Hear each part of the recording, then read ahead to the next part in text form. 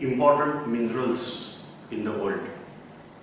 Now here we are discussing more about geography and less about chemistry. No doubt this is part of chemistry also. Now first thing that whenever we are saying minerals and we are talking of ore, first important thing we should consider that ore and mineral, what is difference between them? Ore is also a mineral from which one can extract metal on commercial basis.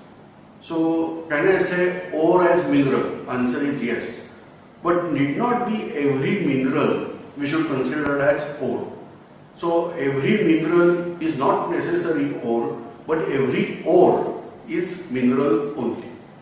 Now forget of that technical part. What is the most important thing? Can we obtain metals in pure form? Answer is yes, but not all the metals. Say for example gold, we can obtain gold in pure form. To some extent copper, that is also obtained in pure form. If meteorite fall is there, then cobalt, nickel or iron, that can be obtained in pure form. Otherwise, the metals usually obtained in combined form. Usually, metals are obtained in form of their oxides, sulfides, sulfates. Let me clarify. This is part of chemistry, and no doubt we have to get differences. So I am writing out formula over here. So whenever, suppose some metal, N is not necessarily specific metal, I am taking any one compound. If it is combined with S, then we are calling this as sulfide. Whereas if I am saying this is combining with some SO4 group, that is called as sulfate. So here metals usually in form of metallic oxides, formula can be anything, here N and here M, like that. So anything, but it is usually in form of oxides, sulfide, sulfate, then this is called as halides. So usually ore obtained is in this format. Now after obtaining ore, there are several processes. Say that is called as concentration of ore. We can say that is purification of ore.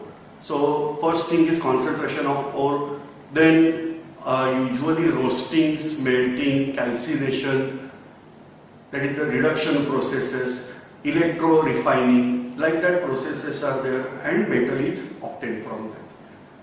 Or not necessarily metal, other components are obtained from that. Say for example, here we can obtain sulfur also on requirement as sulfide is there, but that is considered as byproduct. Now first thing that whenever we are saying that these processes are there, so ores are not obtained, metals, they are not obtained in pure state with few exceptions. Now I am discussing this topic into two parts. One thing worldwide and second thing with special reference to India. Now first we are discussing about aluminium. Now that is metal, and nowadays it is used for wide variety of purposes. This is metal having light weight. It is good conductor of electricity and heat. If I am giving rank, whatever the common commercial uses, then silver is having very good conductance, second copper, and third level we are placing aluminium. Aluminium can be alloy. Alloy means mixture of metal. to get desired property for that particular metal or that for particular alloy. What is the important property of aluminium? That is the lightweight is important property of aluminium, and that's why it is alloyed with various strong elements to get strength as well as lightweight. And that's why aluminium is very, very important. The principal ore of aluminium, that is bauxite. Now bauxite is abundantly available. Please keep in mind, try to recollect earth crust we have discussed. The upper part of earth crust is called as Sial, SiAl. As a result, we have abundant aluminium. But the separation of bauxite is bit costlier process. Say bauxite is there, that is usually I want in form of a compound that is called as Al2O3.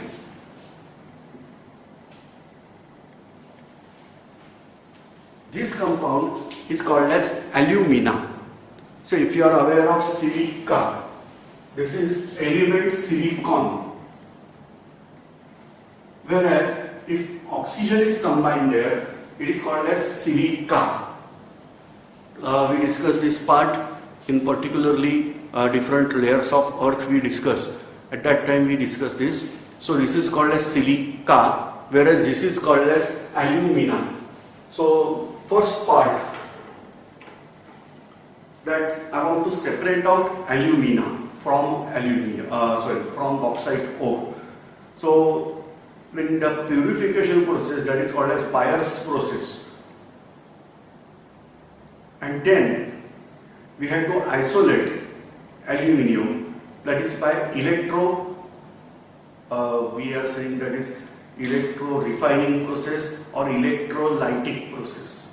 So in that process aluminium is separated out, which is very high energy consuming process, and therefore the nations or countries which are rich in energy sources, they can use or they can produce aluminium in greater extent. And that's why, in spite of alumina is located everywhere in the world, few countries are there in production. The chief producer, say I am using word here chief producer and not only producer.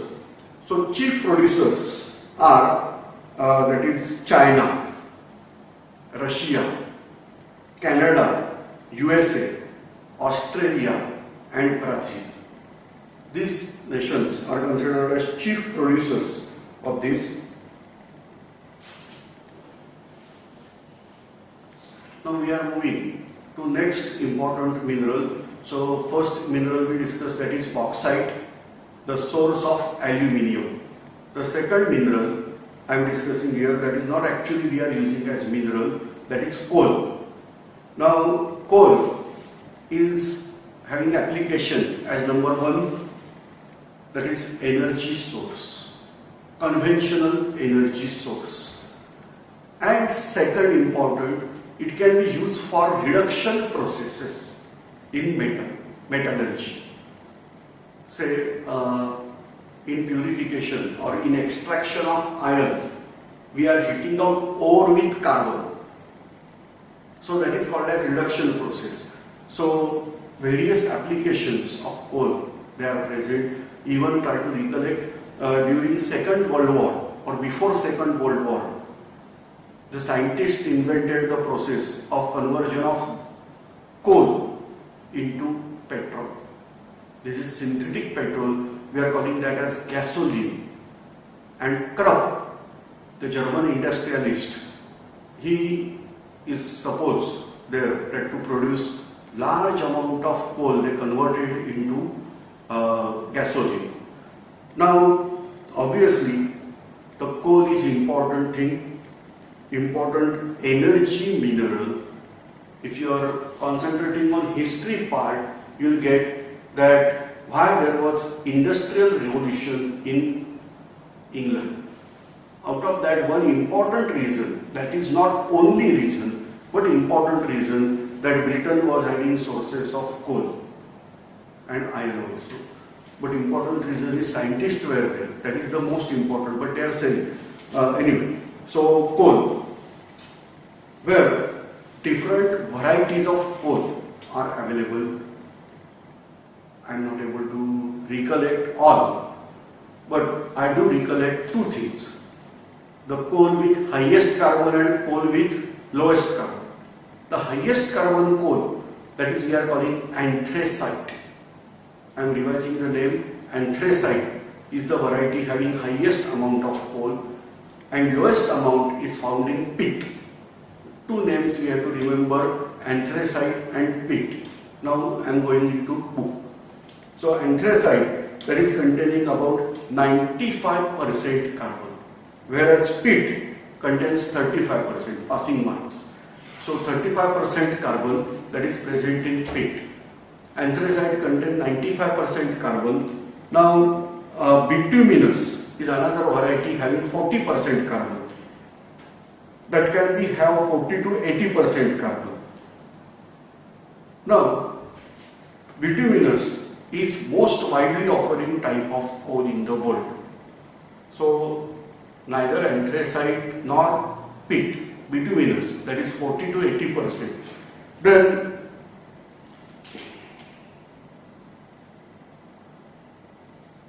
another name of coal, that is lignite. Now apart from that, say Germany, they are having majority lignite.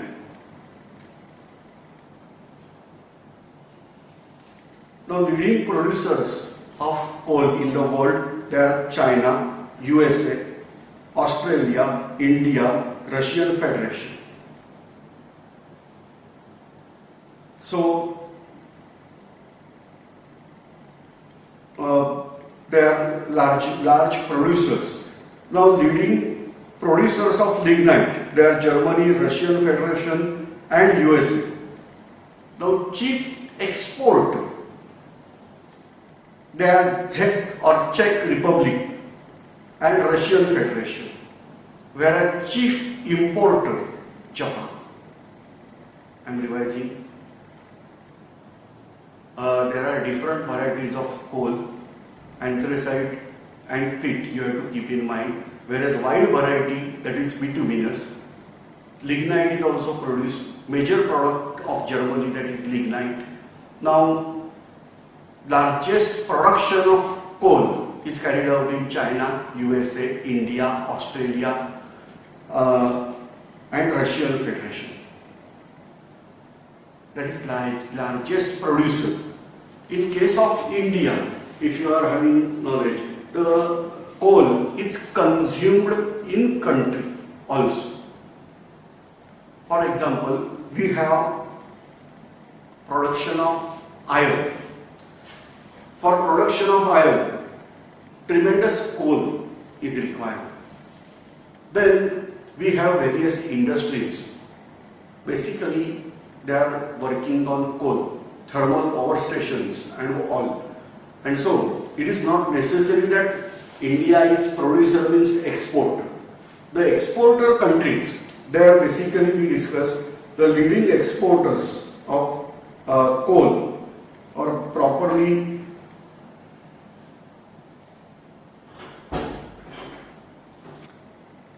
chief exporters of coal, they are Czech Republic, Russian Federation, where chief importer, that is Japan. So this way we are discussing about coal. Now keep in mind various biological records, they are also obtained from coal mine. For example, fossil records, they are found in coal, because where we are getting right now coal, these are the places of once upon flourished vegetation.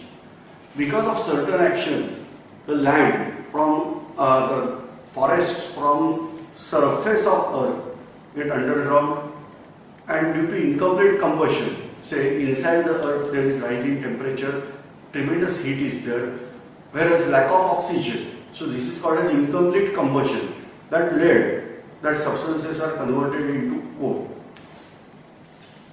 And that's why the important part we have to consider, that is the carbon, because carbon combines with oxygen to give carbon dioxide, and this reaction is highly exothermic, and that's why coal is used as nice fuel. After coal, I had to discuss about diamond, because chemically diamond is also carbon and coal is also carbon. But we have discussed anthracite is having 95% carbon, whereas diamond is having 100% carbon. We don't know how exactly diamonds are produced, but we believe that under very high pressure and very high temperature, the diamonds are produced. In case of diamond, two important properties are there. Its high refractive index, and therefore light turn inside only, and therefore diamond appear bright. This is because total internal refraction. Second thing, that diamond is very hard. Naturally occurring hardest substance is diamond. But apart from that, people are using diamond as an ornament, or it is symbol of wealth, or somebody may say that those who are believing in astrology, they may say this is some good fruits are there, or like that, for that purpose, I don't know. But it is sure that diamond is obtained from carbon. Till today we are not able to make artificial diamond. Actually, chemically carbon and diamond is same. Can we convert carbon or coal available into diamond? But till today answer is no. Scientists carried out various efforts, and in that they are able to successful to produce diamond, but which is not having transparency. This is having black color, so possessing hardness property of diamond, but not light properties, and therefore these diamonds are not of that use. So for different machines, these diamonds are useful, that is synthetic or artificial diamond or black diamond. Now here we are saying that diamond, it is naturally obtaining only. Usually, if we believe the concept that Earth is made up of 10 stars, then we will get the source of diamond. Because the first stage of star, hydrogen is converted into helium. In second stage of star, helium is converted into carbon. Under high temperature and pressure, carbon can be converted into diamond. And that's why we may get here that diamonds formation. But it is very, very rare and therefore costly. Utility wise, not that utility. Hardness, no doubt, that is important. This is non-metallic precious stone. Then maximum production of this diamond, production or say found occurrence, that is there in South Africa, then Republic of Congo and Australia. So these are important sources of diamond in the world. Now after diamond, I am to go to royal metal, noble metal, that is gold. From eras, the scientists, Indians and people around the world were astonished by this gold. They are having tremendous attraction for gold. Important thing, its nice color, shining surface, and comparatively non-reactive nature attracts this metal.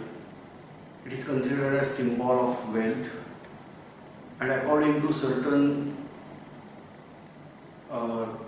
ancient alien concepts, they are saying that aliens must have visited Earth in past for the search of gold, we don't know the use of gold properly. They must have knowledge of gold.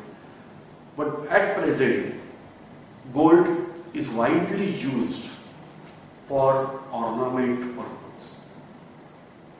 Other uses, say in medicine also gold is considered, but that is to very, very less extent. Maximum use as debt investment or ornament. In old days, certain people were not having importance of gold.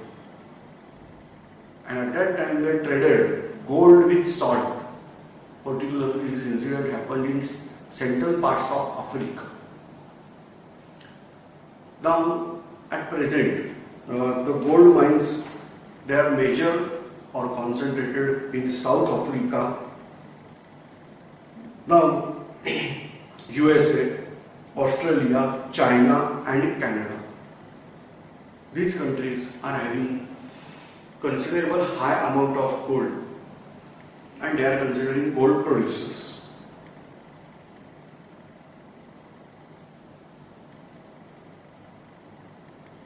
Witwatersrand, that is the most important gold mining region of South